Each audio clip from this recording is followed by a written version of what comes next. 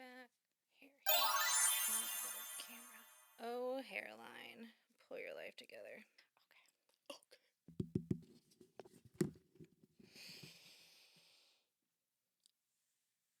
What's up, Scoop Podcast? I'm your host, Erica Krupin, and on today's episode, we're going to talk about trigger warning.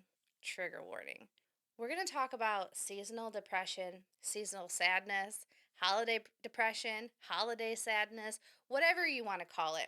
We are almost in the middle of November. Here in Michigan, it gets very gray. It gets very dreary.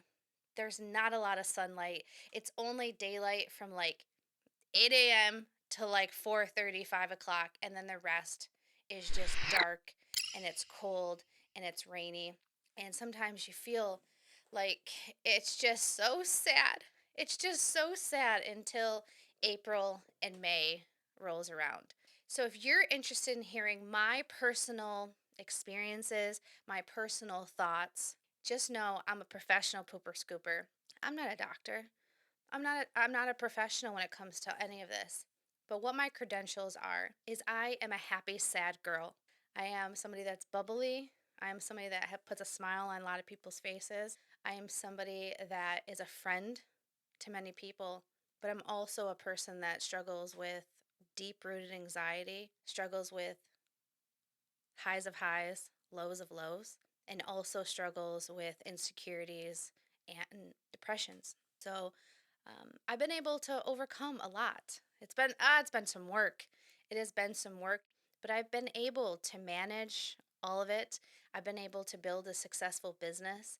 I've been able to maintain relationships. I've been able to maintain a job for a very long time when I was working at my job prior. And I've been able to build a pooper scooper business and a social media platform network. And so that's what my credentials are. Am I thriving? Some days. Some days I'm thriving. Some days I'm not.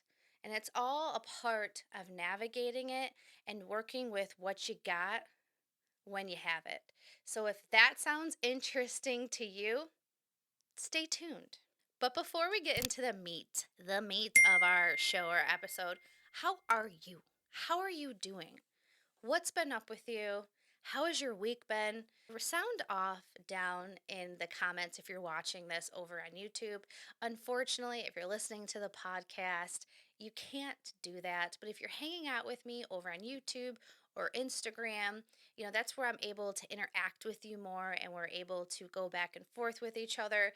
So if you're listening to the audio, I would encourage you to head over to YouTube and hang out there and we can go back and forth in the comments and we can build that relationship because that's what the social media thing is all about. I can't thrive and I can't do this stuff if you guys aren't interacting with me, right? It's lonely over here. It's very one-sided. I'm talking to you. And so that allows me to break that wall and to bring you in and learn a little bit about you. And I get to follow you on Instagram, see what you guys are posting. You guys are creative. I look at some of you guys' posts and I'm like, dang, why didn't I think about that? And it's been really cool. It has been so cool to see all the new dog waste removal businesses pop up and all the different advertising and marketing and videos you guys have been making. I'm proud of you guys.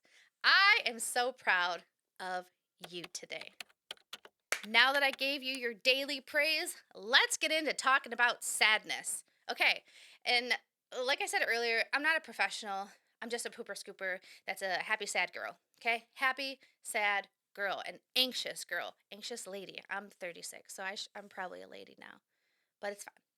It is fine. So basically, what I consider holiday depression, holiday sadness, seasonal depression is when the seasons start to change.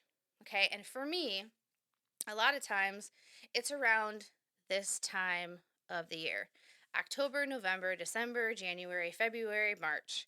And then April, all of a sudden I feel like the gray veil is lifted off me and I'm like, oh my gosh, I can breathe. I can breathe. It happens every year. And when I was younger, I didn't quite understand it. And I'll be open and transparent with you. I have been doing therapy on and off ever since I started working at the hospital when I was 18 years old and I was able to get health insurance because I wanted to go. I went to my doctor. I said, "Hey, I'm not feeling okay." So, of course, they want to put you on medication. The first thing they want to do, what do they put me on? They put me on Zoloft. Boom. Put me on Zoloft. Uh, no, that was bad. And then they put me on something else, and then that sent me into like a deep, deep, deep depression. And when you're young and you come from where I came from, that's it. You either self-medicate with the bad stuff or you go to the doctor and then the doctor gives you a little happy pill and that's supposed to make everything better. But all it does is just turn you into a zombie.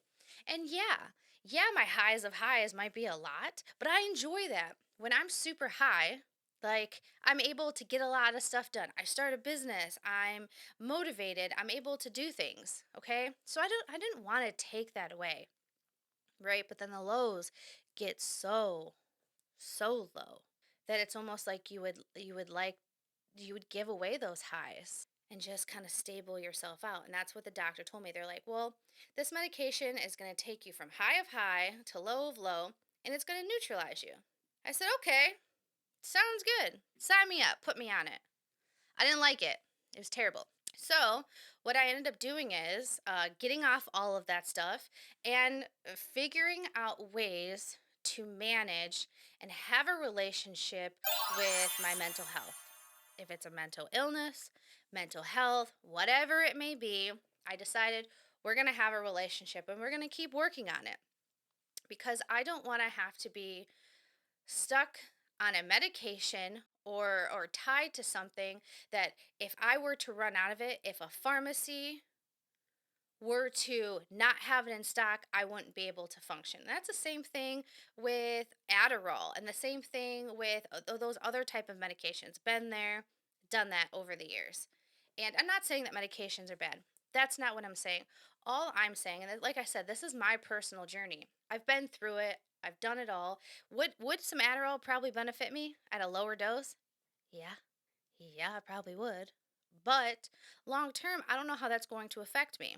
Short term, I'm not bouncing around from pharmacy to pharmacy to pharmacy because it's on a shortage and I can't find my script. I don't have time to deal with that. I might as well figure out a way to be able to manage or have a relationship or cope with what's going on during those times. Because what if a zombie apocalypse happens and the zombies come in? What am I going to do? Go to the pharmacy and be like, "Hold on, zombie. Don't eat me right now because I got to go pick up my, you know, my mood stabilizers and my anxiety medication and my Adderall." No. The zombie's going to me up. I know that sounds a bit extreme. But that's just the way that I have been looking at it and the way that I've just been navigating my life. Is it the right way? No, I don't know. Is it the wrong way? I don't know. It's my way. And I understand that coming into this November, coming into the holiday season, my anxiety is going to be high. I'm going to be kind of in a low and I just have to be mindful of my mood and I have to be mindful of others around me. I have to be mindful that I'm achieving the things that I have set out to achieve. I have to forward think, right? I got to think about what's the plan, okay? And here's some things that I do to help future Erica, sad Erica, anxious Erica. The first thing that's really helped me, the first thing that I've done is I write a letter to myself. It's nothing crazy. It's nothing nuts. It's just something that I keep on me. And I wrote this when I was healthy. I was in a good head state. My hormones are probably all very balanced at this time. Definitely wasn't around my menstrual cycle. And just reminding myself that you're doing a good job, you know? Going at a slower pace sometimes is what your body needs to recover. Things don't happen quickly. Things happen, they happen slower. The reality of how money is built, the reality of how weight is lost, muscle is built, relationships are built, businesses are built brick by brick, conversation by conversation, deadlift by deadlift. Less calories in than out. Fact check me on that one. That one's a little, doesn't click to me. in, I've always been in such a rush. Like that one song that's like, I'm in a hurry to get things done. I will rush and rush until life's no fun. That's me. That's my theme song sometimes. And I can make things unpleasurable for myself and others around me because I'm so impatient. And mature 36-year-old Erica, and around my that's at early 30s, this all started to kind of click in. I was like, okay, this is making sense. You just have to slow down. It's okay that it's going to take you 6 months. It's okay that it's going to take you a year. And you have to just not be in such a rush all the time. And so that letter that I write to myself, I just remind myself of all of these things because when I get in a bad headspace, all that clear thinking goes out the window. I'm not in my clarity at that moment. I'm thinking the worst. I'm thinking the downest. My anxiety is just whatever, or I'm hopefulness or hopelessness. Yeah, whatever.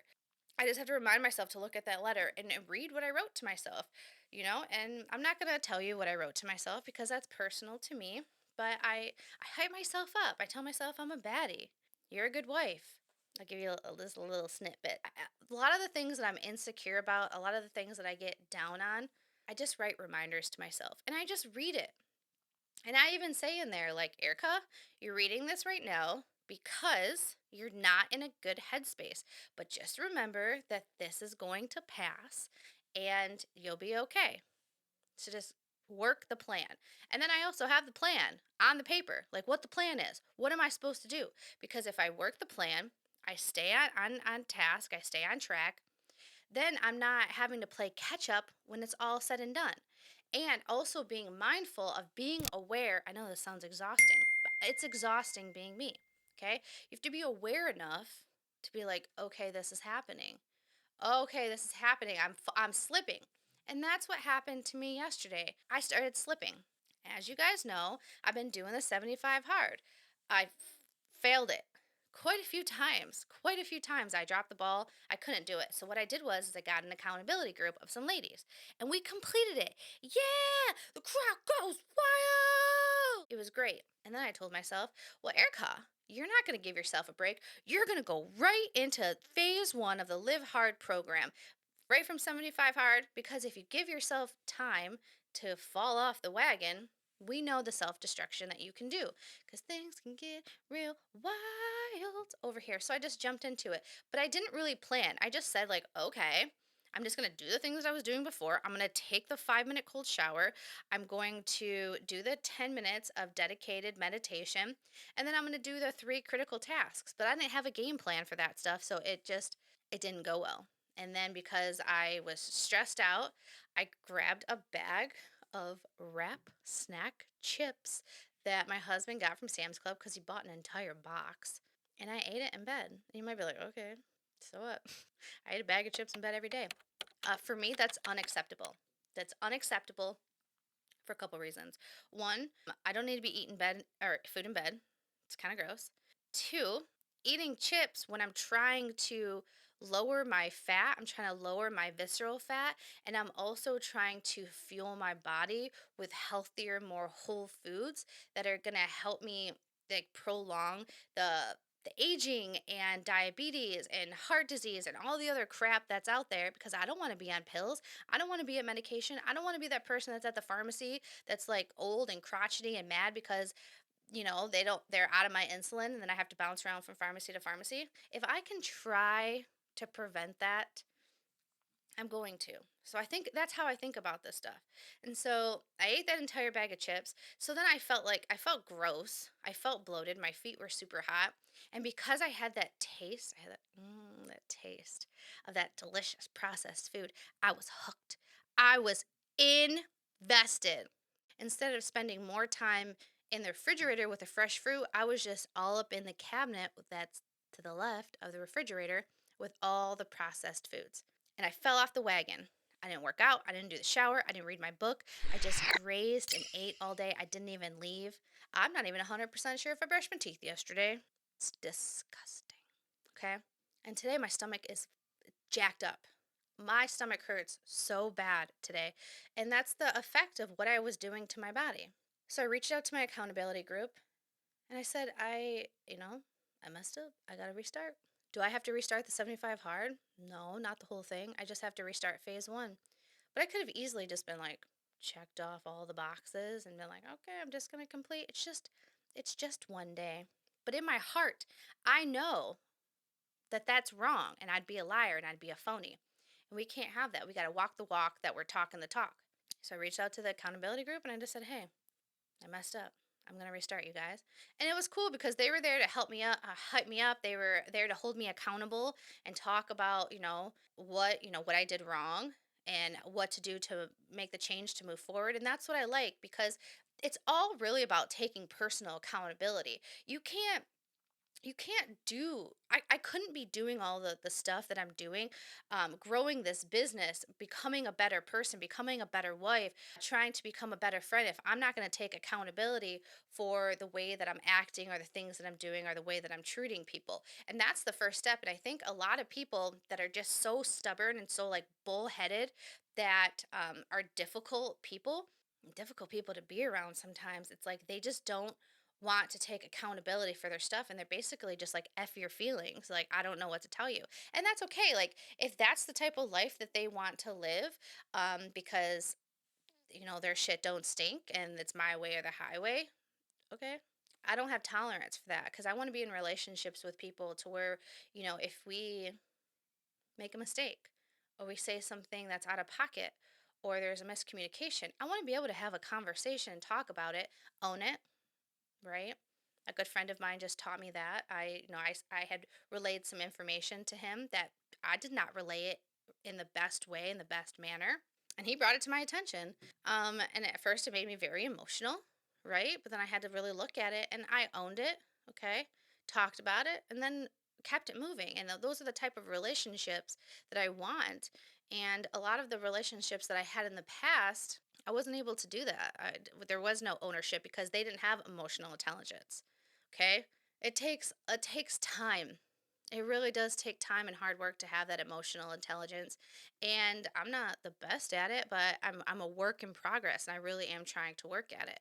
And so that's why being accountable and recognizing what's going on is what allows me to be able to work through this depression and the sadness and what's going on, because even though I was falling into a low yesterday, I said, okay, all right, Erica, you're going to pull yourself together. One, you're supposed to hang out with your friend today. You're going to go ahead and do that. You were supposed to record this podcast yesterday because you have a deadline on Wednesday. Okay. You need to do it. And slowly, over the past couple weeks, my deadline's been slipping and I've been turning in my podcast on Thursday and Friday. That's not cool. I have a deadline of Wednesday because Mr. Producer asked me. He asked me to have it to him by Wednesday. But because I was falling into slowly, I was getting more relaxed. I'm trying to be successful. I'm trying to respect other people. And by me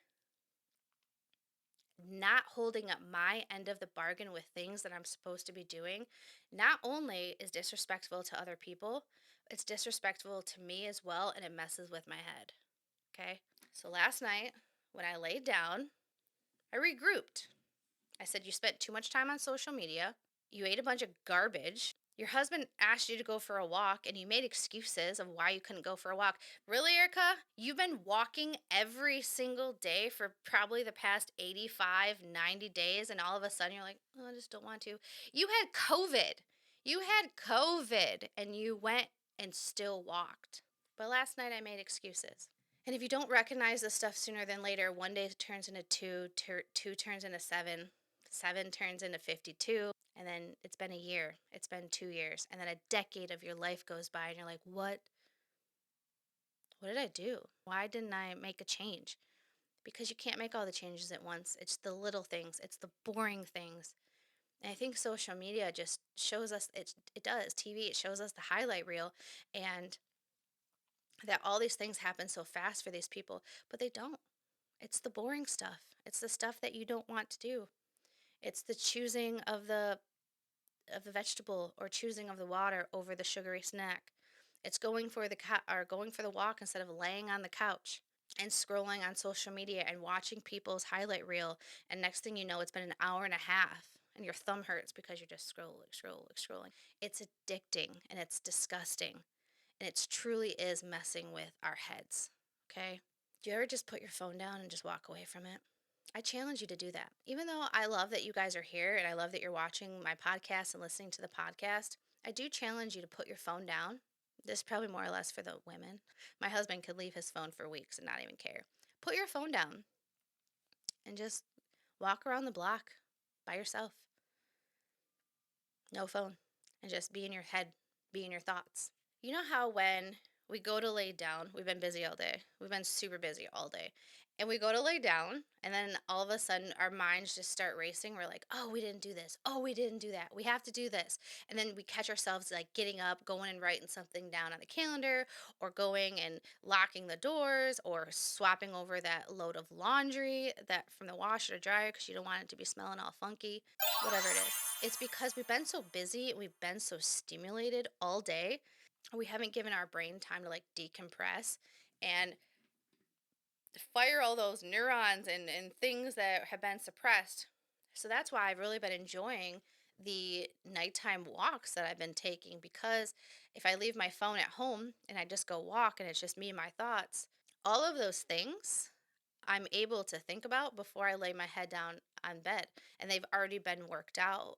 And my head's not racing when I go to lay down, and that has actually been way better for my sleep situation.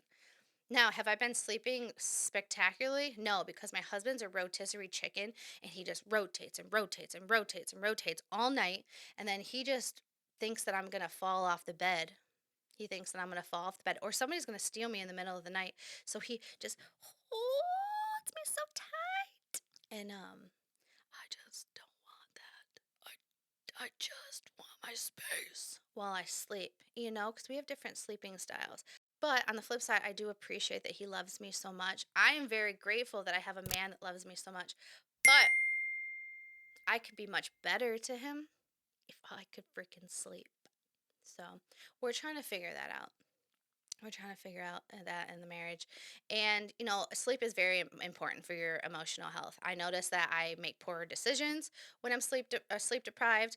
I, say things that maybe I normally wouldn't say because I'm sleep deprived. And I eat stuff. Anything that goes in my mouth after 11 p.m. is not going to be good. It's not good. Bad stuff happens in the kitchen for me after 11 p.m.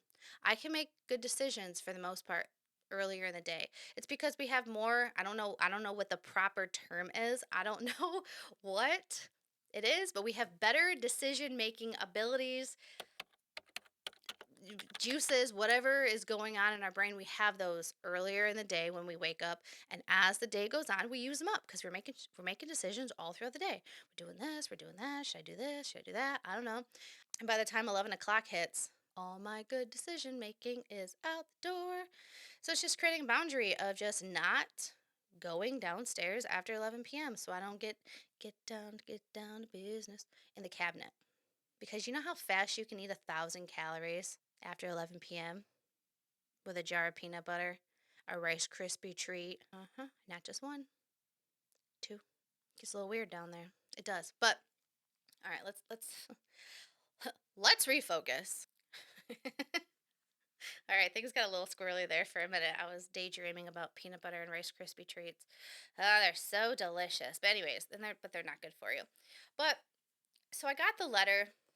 I write the letter to myself. I make sure that I read the letter. And then if I'm really sad, I'm like, why am I so sad? Like, what's going on? Really think about it. Like, what's going on with the sadness? And there's times where I just want to like lay in bed and I don't want to do anything. But this is the reality of it. For me, anyways, it doesn't matter if I'm sad or not. It doesn't matter if I'm sad. I can just be sad and going through the day. I have a business to run. I have a life that I'm trying to achieve, and I want it. I want to be able to achieve that stuff. And so, getting out of the house and getting around people that are positive, people that are moving and grooving, and not people that are gloating or making me feel bad about myself, but genuine people that are just so contagious with with how vibrant they are, right? And when I get around those people, I have to make a very strong effort to not be a joy stealer. Because have you, I know I have, been the type of person where somebody's just so chipper and they're like, oh, good morning. And you have somebody that's like, ah, what's good about it? Well, you got air in your lungs, you asshole. That's what's going on. I've been the a hole. I have done that. And so when I get around those people, I say, okay, you're not going to talk about your bullshit, Erica. You're not going to complain because what's complaining going to do? How is complaining going to fix anything? It's not going to. All it's going to do is bring the vibe down and steal joy from the other person. And at first, they might be like, "Oh, I want to help that person. Oh, I want to help bring them up." Yeah, I've been there, done that. I've had people do that. But at a certain point, those people are gonna be like, "Yo, this person's not serving me. This person, every single time they're around, they're just like a Debbie Downer. They're a vibe killer, and eventually, they're not gonna want to be around you. Eventually, they're the friend that's gonna be like, oh no, I can't hang out with you today. And you'd be like, I don't understand what's going on. Because you're killing the vibe and they don't want to be around you. And if they're a self aware person, they know when it's time to leave and they're going to make that decision. They might not tell you because they don't want to hurt your feelings and they'll just like slowly or quiet quit on you. But that's the reason. So if you catch yourself wanting to complain, if you catch yourself wanting to gossip, because I've been there, done that too. Like when I'm feeling crappy or I'm jealous about something or whatnot, I fill the gaps with gossip. I fill the gaps with things that are gonna put other people down to make myself feel better. How does that make me feel better? How? It doesn't. It's nasty behavior. It's behavior that isn't going to move you forward in life. It's well, it might with certain people, but deep down inside, it's I don't know, it's not fulfilling because you got to sit with that. You have to when you're alone and you're not around other people that are having those conversations with you. You have to sit with that. Eventually, I mean, you're going to have to answer. You know what I'm saying? You're going to have to answer for all the things. We're all going to have to answer for all the things that we say, we do, and all that stuff. Okay. So, just be mindful of that. And just know that that type of behavior is contagious, and the right kind of people will eliminate you out of their life because they don't want that around them. So, if you catch yourself doing that, stop. If you catch yourself going into those intrusive thoughts, you gotta understand that's happening because that happens to me. Stop. Start saying like a mantra or an affirmation list or praying. That's what I've been doing recently is praying. I don't know if I told you guys this, but I actually became saved on October 8th or 6th. I can't remember. It's either the 6th. It was on a Friday. Sidebar. I went to Vegas for a podcast recording, and I had some wonderful conversations with Paul Jameson. And we talked about religion, and we talked about how we got there, like how like our life story kind of, and how we ended up where we're at.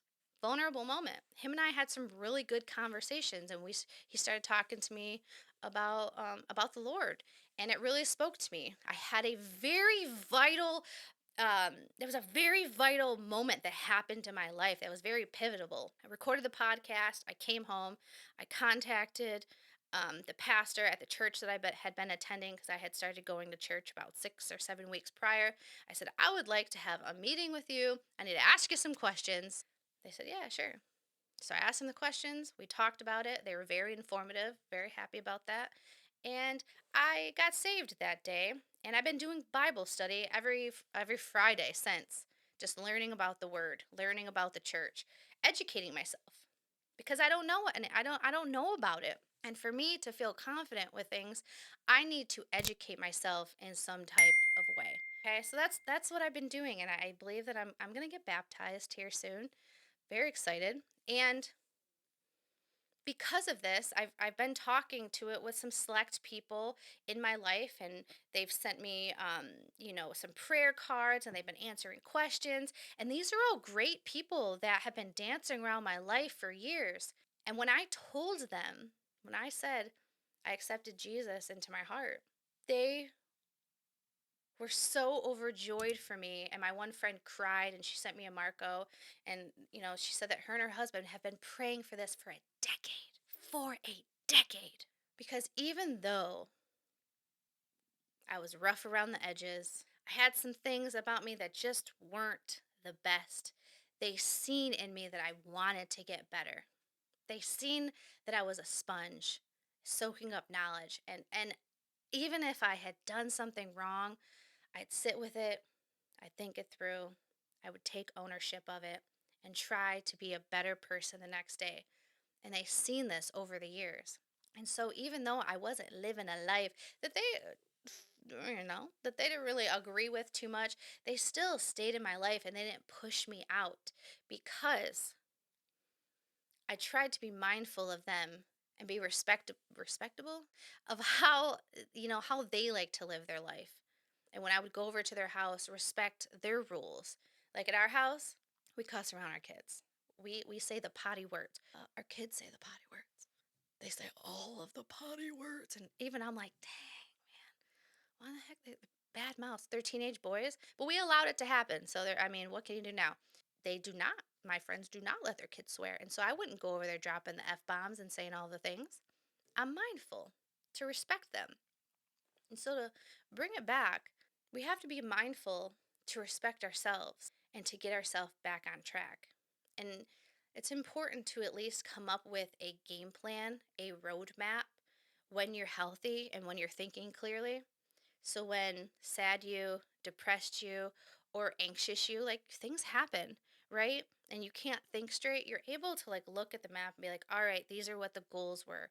I wanted to eat healthy. I wanted to make sure that my room stays clean because it's, my oasis, and this is where I like to hang out, and this is like where I like to record, and I like to do all the things. So I need to make sure that I clean this.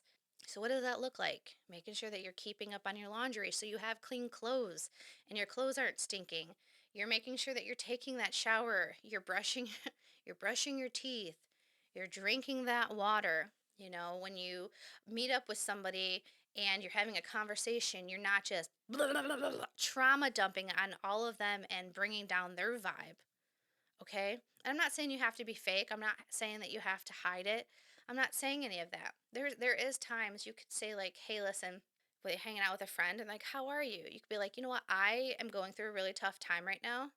I don't want to spend this entire time that we have together, these precious moments that we have together, talking about this because I could steal the conversation and it becomes all about me. But how about if we want to talk about it, let's talk about it for 10 minutes or 15 minutes. Talk about it, then close it out and then talk about something else." Okay? I've had to do that before. Because I told a friend, I said, "Look, I'm just not here for it. And I don't want to mess this time up. But if you are curious and you are a shoulder that I can lean on, let's just talk about it for 10, 15 minutes. We'll close it out, hug, whatever, and then we'll talk about something else. Is that okay?" And they're like, "Yeah, sure. That works." So it's just trial and error. It's just trying other things and just having boundaries with yourself. Now, if you are in a very, very low place, right, and you can't get out of it, medication might be for you. Some intense therapy could be for you. You have to stay consistent with it. With therapy, when I went back to therapy, I was in a low place and I want it to work like now. Like now I needed it to work. But that's not the case. That's not the case. It took 4 months for me to even have a breakthrough, and I had to stay consistent. And I had to have that reminder on there on my piece of paper that said, this isn't going to be fast. You can't do years of generational trauma in just a couple weeks. You can't undo years of eating like crap and sugar and late nights and weight gain in a couple weeks or a couple months. I've steadily been working out for almost 2 years now.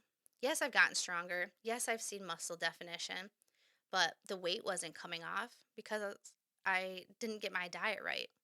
And I finally got my diet right, and I've lost like 21, 22 pounds. So I've been setting myself up for success. I've been doing the little things. I've been doing the boring work. So then when the other stuff comes, I'm going to say it. I'm going to say it. God can bless me. God can give me the blessings that I can handle because I've been putting in that work. All right? Because if I would have been blessed, if I would have been like with Jobber, flying out to Las Vegas and being on that podcast. If I wouldn't have been putting in the work every single week here, recording these podcasts on the days when I don't want to do it, the days I don't feel good, the days where I'm just like, oh my goodness gracious, I just want to do anything else. I don't have anything to talk about. If I wouldn't have been doing that every single week, I wouldn't have been able to build up those skills. So then when Jobber would have asked me, be like, hey, can you come out and podcast?